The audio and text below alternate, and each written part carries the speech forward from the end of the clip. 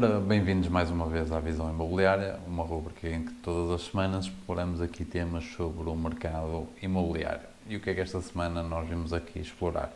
No fundo, o porquê do mercado português estar a crescer 3 vezes mais em termos de valor face à média da União Europeia. Esta semana tivemos aqui dados interessantes. Na semana passada já tínhamos explorado que no primeiro trimestre de 2025, face ao primeiro trimestre de 2024, os valores imobiliários em Portugal cresceram 16,3%. Este valor é um valor recorde e claramente chocante para um mercado tão básico como a habitação. Esta semana tivemos acesso aos dados da União Europeia e principalmente aqui aos dados médios, que dão aqui um crescimento de valor de 5,7%. Os dois principais pontos aqui é realmente o mercado imobiliário da União Europeia está acelerado, mas o mercado português está acelerado 3 vezes mais rápido que o da União Europeia. E aqui é que nós temos que fazer uma pausa e perceber, ok, o mercado português já estava mais acelerado com os restantes mercados europeus, mas não estava em primeiro lugar. Neste momento está em primeiro lugar e com um crescimento que é 3 vezes superior à média. Agora fica aqui a questão de o que é que mudou para isto acontecer e, no fundo, houve dois pontos que mudaram e é importante analisá-los a fundo, até porque as instituições responsáveis por estas duas medidas negam que estas serão responsáveis por estes aumentos de preço fora do controlo, mas a verdade é que, sendo aqui as únicas variáveis no mercado, são claramente culpadas e é isso que nós vamos explorar. Estas medidas foram criadas especificamente para ajudar os jovens na compra de casa, nada contra, é importante ajudarmos os jovens que estão a começar a sua vida, principalmente quando o mercado está numa situação como a situação atual, mas é preciso medir os efeitos que isso tem sobre o restante mercado. Sendo assim, o primeiro ponto que nós temos foi a isenção dos impostos na escritura, ou seja, imposto de selo e IMT. Esta medida vai fazer agora um ano que entrou em vigor em 1 de agosto de 2024. Até este momento, os jovens já pouparam cerca de 116 milhões de euros com esta medida.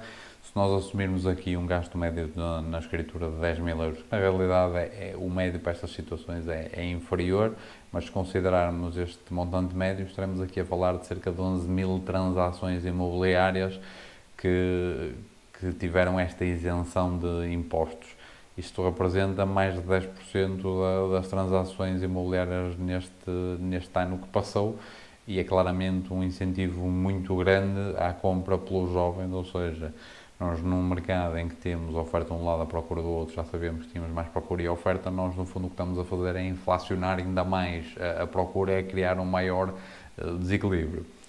Outro ponto aqui que foi criado foi a questão da garantia pública, o chamado financiamento a 100%, que este teve início em janeiro de 2025 e chama logo a atenção neste primeiro trimestre em que temos acesso a estes dados, porque cerca de 9% do total de novos créditos à habitação foram feitos usando este crédito ou financiamento a 100%.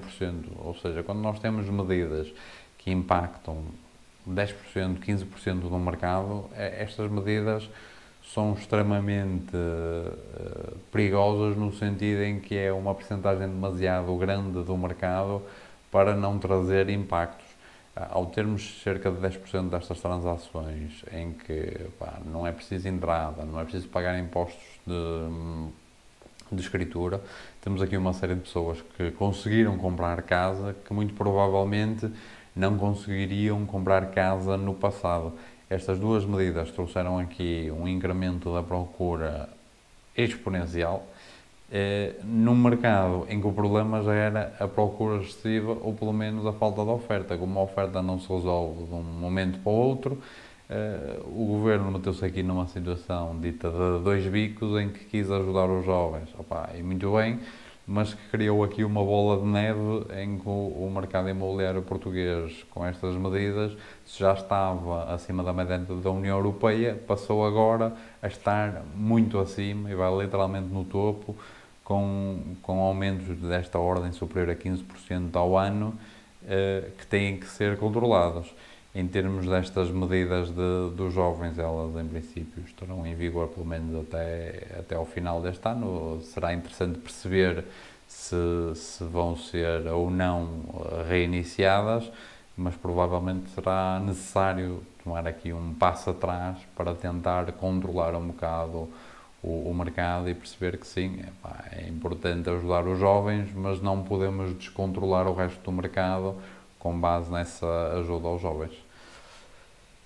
Fica aqui, pronto, uma explicação. Estes são os dois pontos que mudaram e os únicos dois pontos que podem justificar aqui este disparo do mercado imobiliário português.